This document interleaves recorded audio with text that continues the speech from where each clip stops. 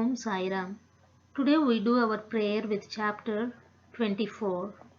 Baba's wit and humor, Chena Leela, Hemad Pant, Sudama, Anna Chinchanikar versus Maushi Bai.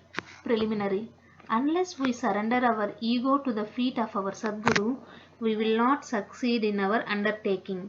If we become egoless, then our success is assured. By worshipping Sai Baba, we attain both the objects, worldly and spiritual, and are fixed in our true nature and get peace and happiness.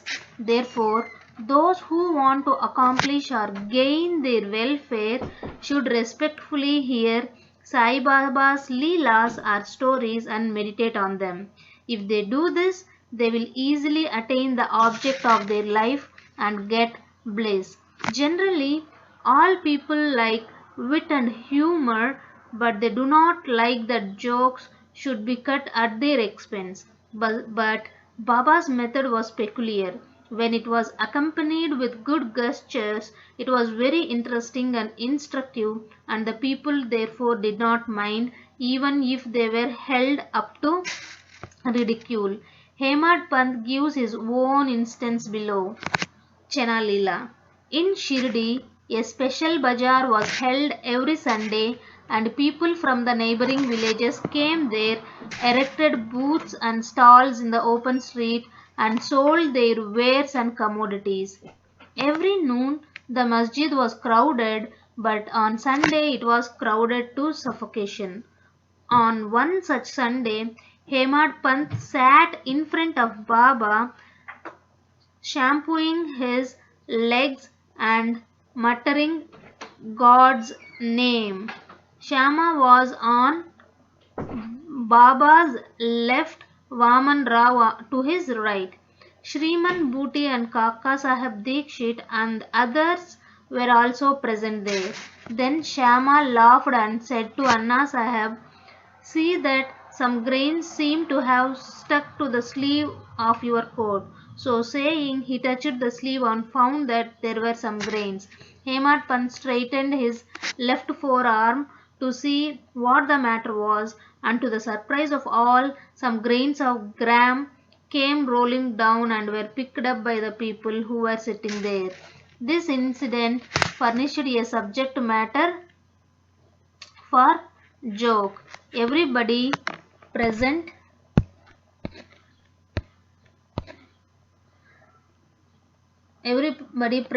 began to wonder and said something or other as to how the grains found their way into the sleeve of the coat and lodged there so long.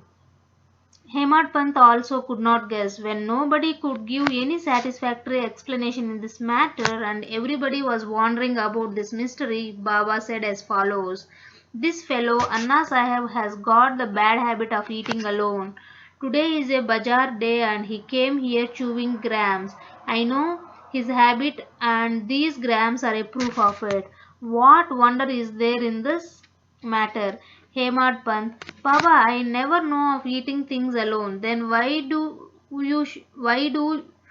you shoulder this bad habit on me? I have never yet seen Shirdi Bazaar. I never went to Bazaar today. Then how could I buy grams and how could I eat them if I had not bought them? I never eat anything unless I share it with others present around me at the time of my meals." Baba: "It is true that you give to the persons present, but if none be nearby, what could you or I do? But do you remember me before eating? Am I not always with you? Then do you offer me anything before eat?" Moral: let us mark and note carefully what Baba has taught us by this incident. He has advised us, before the senses, mind and intellect enjoy their objects, first he should be remembered, and if this be done, it is in a way by making an offering to him. The senses, etc., can never remain without their objects. But if those objects are first offered to the Guru, the attachment for them will naturally vanish.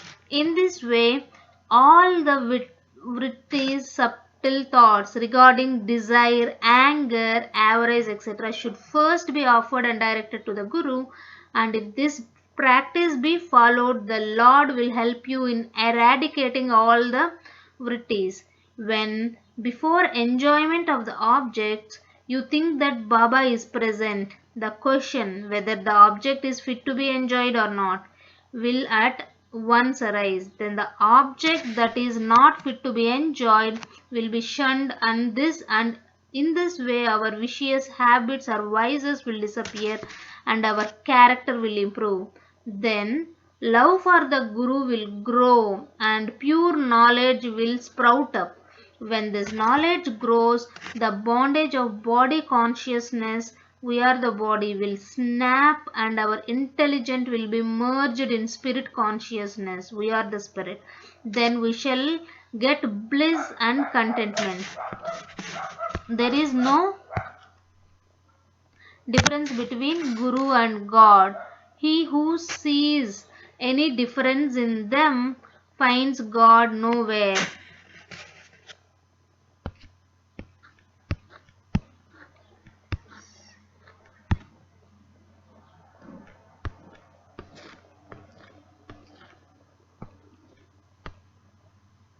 So leaving aside all ideas of difference, we should regard Guru and God as one. And if we serve our Guru as stated above, God will be certainly pleased, and by purifying our minds will give us self-realization. To put the matter in a nutshell, we should not enjoy any object with our senses, etc., without first remembering our Guru.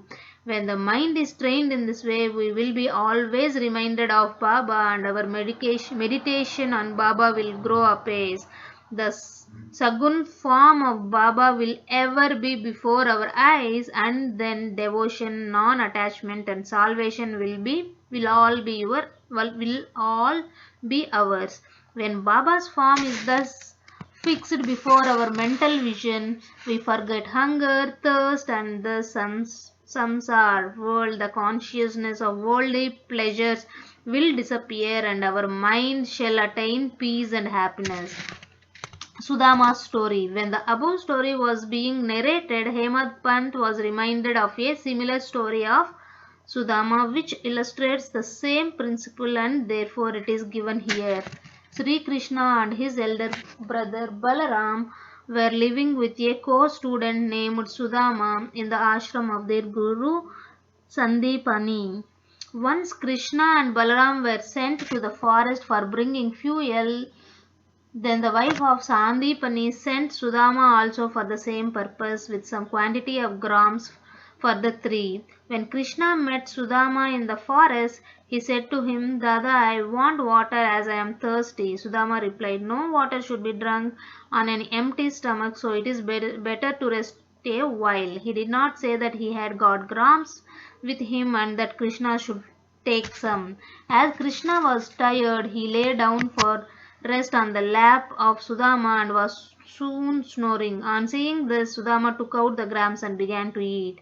Then Krishna suddenly asked him, Dada, what are you eating? What is this chitter-chatter sound? He replied, what is there to eat? I am shivering with cold and my teeth were chattering. I can't even repeat Vishnu Sahasranam.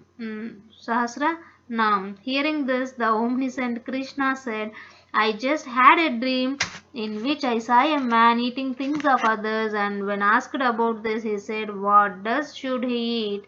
Meaning thereby that he had nothing to eat. The other man said, let it be so. Dada, this is only a dream. I know that you won't eat anything without me under the influence of the dream. I asked you what you were eating. If Sudama had known the omniscient Sri Krishna and his Leelas, he would not have acted as he did. Therefore, he had to suffer for what he did.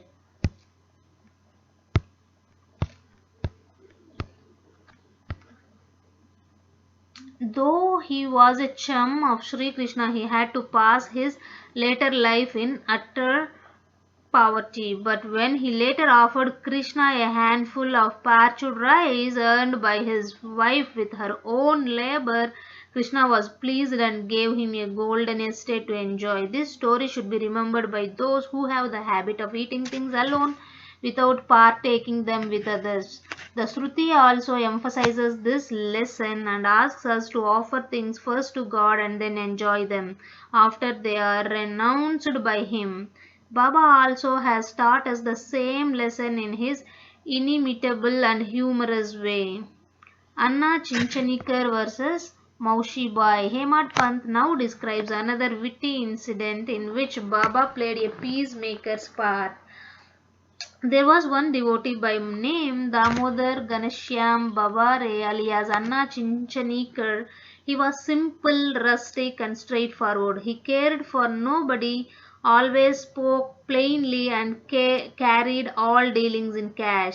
Though he looked outwardly harsh and uncompromising, he was good-natured and guileless. So Sai Baba loved him. He was willed away all his property to Sri Sai Baba Samsthan Shirdi. One day, like others, serving Baba in their own way, this Anna was shampooing the left arm of Baba, which rested on the Kathada railing. On the right side, one old widow named Venu by Kausalgi serving Baba in her own way. This Maushi Bai was an elderly woman of pure heart.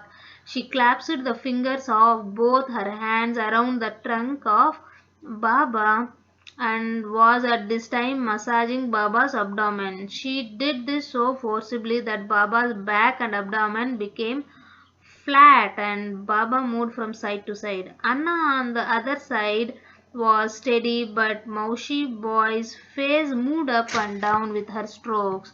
Once it so happened that her face came very close to Anna's. Being of a witty disposition, she remarked, "Oh, this Anna is a lewd fellow, he wants to kiss me. Even being so old with grey hair, he feels no shame in kissing me." These words enraged Anna and he pulled up his sleeves and said, "You say that I am an old bad fellow? Am I quite a fool? It is you who has picked up a quarrel with me." All the persons present there were enjoying this encounter between them. Both Baba, who loved both of them equally and wanted to pacify them, managed the affair very skillfully. Lovingly, he